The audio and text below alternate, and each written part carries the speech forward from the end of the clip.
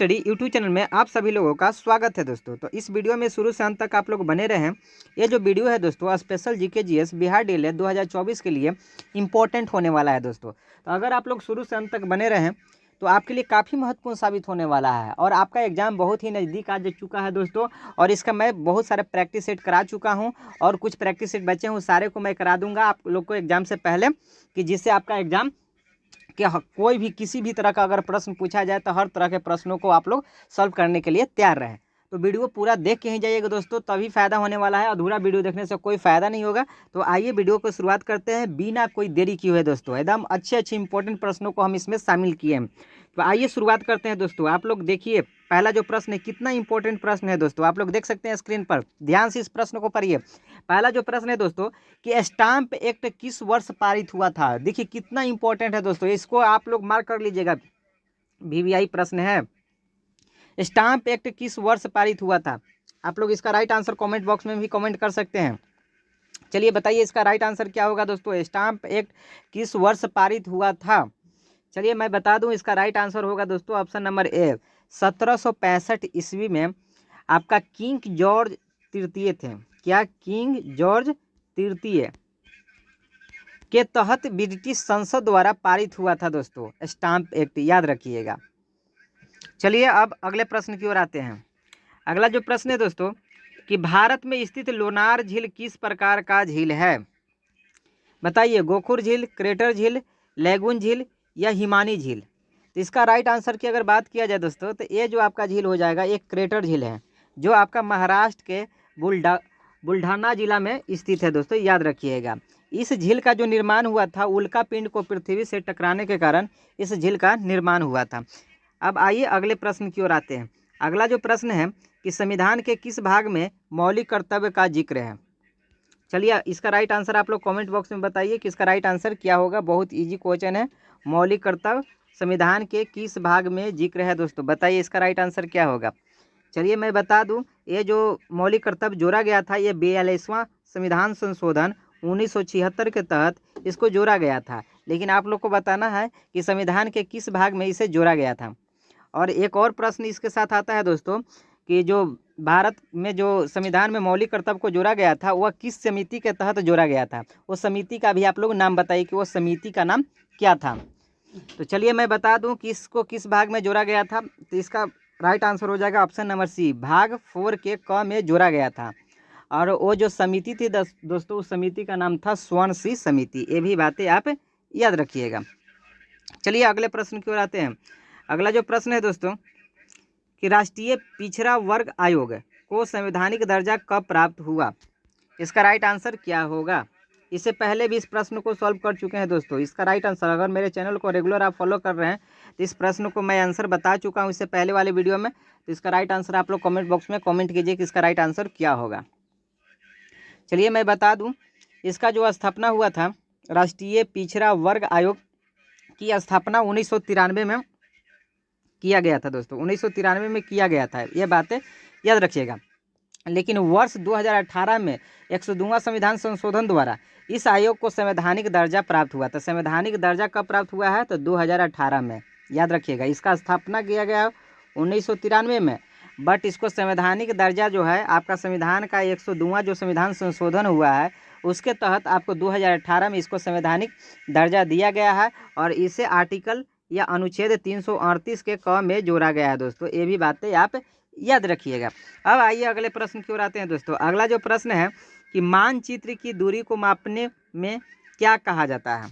बताइए, मानचित्र की जो दूरी है दोस्तों उसको जब मेजर करते हो तो उसे क्या कहते हैं। अंश कहते हैं, हर कहते हैं, मापनी का प्रकृथन कहते हैं, या इनमें से कोई नहीं। इसका राइट आंसर क्या होगा। आप लोग इसका राइट आंसर दीजिए कमेंट बॉक्स में, बताइए इसका राइट आंसर क्या होगा। चलिए मैं बता दूं, इसका राइट आंसर होगा दोस्तों, इसे अंश कहा जाता है। क्या कहा जाता है, अंश कहा जाता है। और अंश हमेशा एक होता है, याद रखिएगा। अंश का मान हमेशा कितना होता है दोस्तों, एक होता है। ये भी बातें आप याद रखिएगा। अब आइए अगले प्रश्न की ओर आते हैं।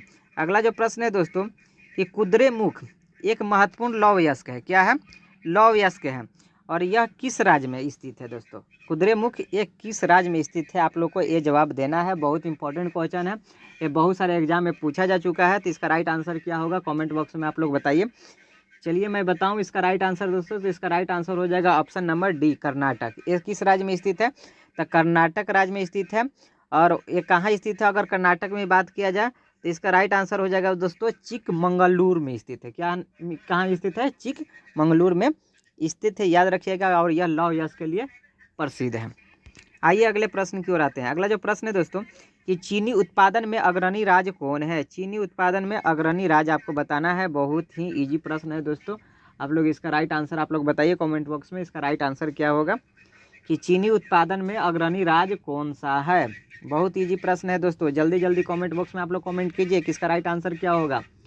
चलिए मैं बता दूं, इसका राइट आंसर होगा दोस्तों उत्तर प्रदेश। उत्तर प्रदेश को कहा जाता है दोस्तों चीनी का कटोरा। उत्तर प्रदेश में ही सबसे ज़्यादा चीनी उत्पादन होता है, ये बात आप याद रखिएगा। अब आइए अगले प्रश्न की ओर आते हैं दोस्तों। अगला जो प्रश्न है कि स्वतंत्र एवं निष्पक्ष चुनाव कराने की जिम्मेदारी किसकी है? राज्य चुनाव आयोग की, चुनाव आयोग की, कलेक्टर की, प्रखंड विकास पदाधिकारी की? बताइए इसका। अभी हाल फिलहाल में लोकसभा का चुनाव होने वाला है दोस्तों। बताइए निष्पक्ष और स्वतंत्र रूप से चुनाव कराने की जिम्मेदारी किसकी होती है? इसका राइट आंसर हो जाएगा दोस्तों चुनाव आयोग की। किसकी?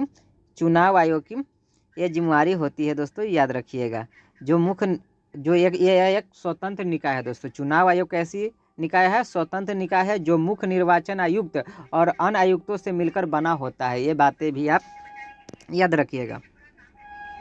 अगले प्रश्न की ओर आते हैं दोस्तों। अगला जो प्रश्न है कि किसका मानना था कि राज्य और समाज में स्थापित पारंपरिक संस्थानों को संरक्षित किया जाना चाहिए? बताइए, बहुत ही इंपॉर्टेंट प्रश्न है दोस्तों। आप बताइए इसका राइट आंसर क्या होगा कि किनका मानना था कि राज्य और समाज में स्थापित पारंपरिक संस्थानों को संरक्षित किया जाना चाहिए? 4 ऑप्शन दिए गए हैं, इसका राइट आंसर क्या होगा आप लोग कमेंट बॉक्स में कमेंट कीजिए, बताइए इसका राइट आंसर क्या होगा। चलिए मैं बता दूं, इसका राइट आंसर होगा दोस्तों कंजर्वेटिव। क्या होगा? कंजर्वेटिव। बात किया जाता 1815 ईस्वी में नेपोलियन के हार के बाद ही यूरोपीय सरकारों ने रूढ़िवाद की भावना से प्रेरित थी। और यही क्योंकि रूढ़िवादी का मानना था, जो रूढ़िवादी लोग थे उनका मानना था कि राज्य और समाज के स्थापित पारंपरिक संस्थानों को संरक्षित किया जाना चाहिए। इस बात को आप लोग याद रखिएगा। आइए अगले प्रश्न की ओर आते हैं। अगला जो प्रश्न है दोस्तों कि जून 1992 में आपका पहले अंतर्राष्ट्रीय पृथ्वी शिखर सम्मेलन के लिए ब्राज़ील में किस शहर में 100 से अधिक राष्ट्र अध्यक्ष मिले थे? बताइए। तो इसका राइट आंसर क्या होगा दोस्तों? बताइए, बहुत ही इजी प्रश्न है। इसका राइट आंसर होगा रियो डी जेनरियो। क्या होगा? रियो डी जेनरियो, जिसमें 1992 ईस्वी में अंतर्राष्ट्रीय पृथ्वी शिखर सम्मेलन ये जो ब्राज़ील में हुआ था दोस्तों, उस जगह का नाम है रियो डी जेनरियो, याद रखिएगा। आइए अगले प्रश्न की ओर आते हैं। अगला जो प्रश्न है दोस्तों कि अंतर्राष्ट्रीय मुद्रा कोष IMF का मुख्यालय कहाँ पर है? तो IMF का अगर मुख्यालय की बात किया जाए तो इसका राइट आंसर हो जाएगा दोस्तों option number B, Washington DC में आपका स्थित है। और इसकी जो स्थापना हुआ था जुलाई 1944 में, बट ये वर्किंग किया था, कार्य शुरू किया था 1945 में। ये बातें याद रखिएगा। चलिए अब अगले प्रश्न की ओर आते हैं दोस्तों। अगला जो प्रश्न है कि किस बात से स्पष्ट होता है कि बिहार में लोकतंत्र की जड़ें गहरी है?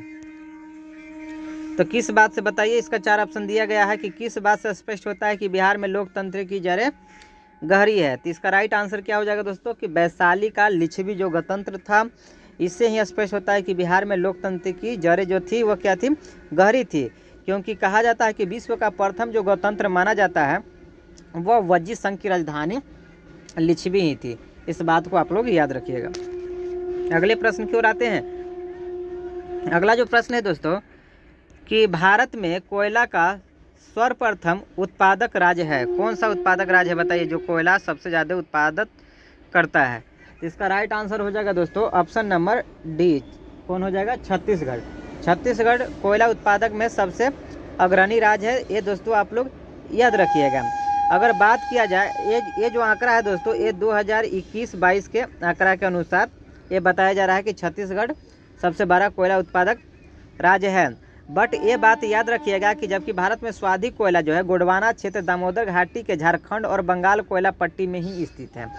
इसलिए झारखंड में सबसे बड़ा कोयला भंडार है। अगर सबसे पूछा कि सबसे बड़ा कोयला भंडार कहाँ है तो आपका झारखंड हो जाएगा। और भारत में कोयला का प्रमुख उत्पादक राज्य की बात किया जाए तो छत्तीसगढ़ हो जाएगा दोस्तों, याद रखिएगा। अब आइए अगले प्रश्न की ओर आते हैं। अगला जो प्रश्न है कि रॉलेट कानून किस उद्देश्य से लाया गया था? बताइए, रॉलेट जो कानून है वो किस उद्देश्य से लाया गया था? तो इसका राइट आंसर क्या हो जाएगा दोस्तों? ऑप्शन नंबर बी, क्रांतिकारी गतिविधियों पर अंकुश लगाने के लिए। क्यों लाया गया था? ये 1919 ईस्वी में लाया गया था दोस्तों, जिसमें आपको इसमें अगर किसी भी संदेहास्पद या किसी व्यक्ति पर संदेह हो गया तो उस व्यक्ति को बिना मुकदमे चलाने का गिरफ्तार किया जा सकता था, परंतु उसके विरुद्ध न कोई अपील, न कोई दलील, न कोई वकील किया जा सकता था। ये भी बातें आप याद रखिएगा। इसीलिए इसे काला कानून भी कहा गया। रॉलेट एक्ट को कैसा कानून कहा गया था? इसे काला कानून भी कहा गया था दोस्तों। आइए अगले प्रश्न की ओर आते हैं। अगला जो प्रश्न है दोस्तों कि निम्नलिखित में से कौन सी फसल भोजन और चारे के रूप में प्रयोग की जाती है? तो अगर इसका राइट आंसर की बात किया जाए तो इसका राइट आंसर हो जाएगा दोस्तों ज्वार, जो भोजन के रूप में भी और चारे के रूप में भी प्रयोग किया जाता है। तो ये कुछ महत्वपूर्ण प्रश्न थे जो आपके लिए काफ़ी महत्वपूर्ण साबित होगा एग्जाम के लिए दोस्तों। अगर ये वीडियो अच्छा लगा है तो लाइक, चैनल को सब्सक्राइब और दोस्तों के भी शेयर कीजिए। तब तक के लिए थैंक यू। जय हिंद, वंदे मातरम दोस्तों।